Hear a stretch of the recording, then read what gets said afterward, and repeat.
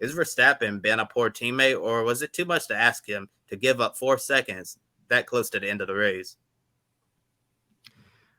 I'm sorry, I thought we didn't like team orders here. I mean, I'm very confused watching the reaction and the general consensus that I've seen on my Twitter timeline in the last hour or so. I thought that we're doing motor racing here, right?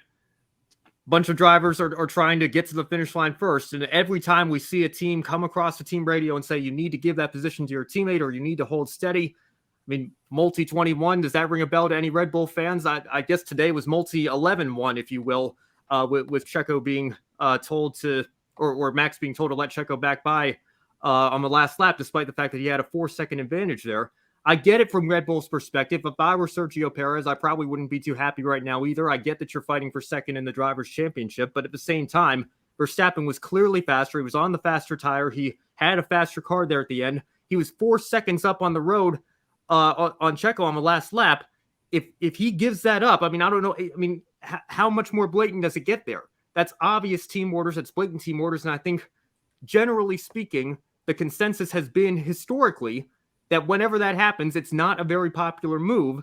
And so, to me, I just don't understand why it's so unanimous. I guess Max is seen as the villain now, and it's a character issue. And I guess he could have been a little bit more polite on the radio with, him being so defiant in terms of not obeying the team orders. But why are we not criticizing Ferrari? Ferrari could have done the same thing for Leclerc, who's also in that fight. Carlos Sainz, and it was a 3-point difference, so it would have been even more beneficial to him. Leclerc was screaming on the radio, asking, we need these points, please think of the championship. Ferrari didn't even consider that. Why are we not criticizing Ferrari? If we're going to do that, I want to see us at least be consistent, right? Why do Ferrari get a pass when Verstappen is apparently the villain for not letting Checo through to gain those extra 2 points? So it's all just very silly to me. We're doing motor racing here, guys. I think drivers are always going to try to push 100%, and that's what we should want out of them. I understand that it's been a thing in Formula One for many, many years. It's not the first time. It's not going to be the last. But I don't know. 4 seconds is a lot of real estate to cede on the last lap, for just a couple points in the championship, which I know are important.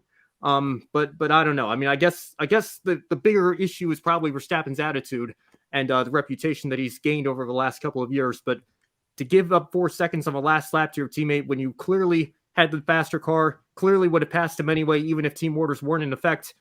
I don't know. I just struggle to see why everybody's so unanimously piling on Max here, because I think it would have been a lot to ask him to give up that position on the main straight on the last lap.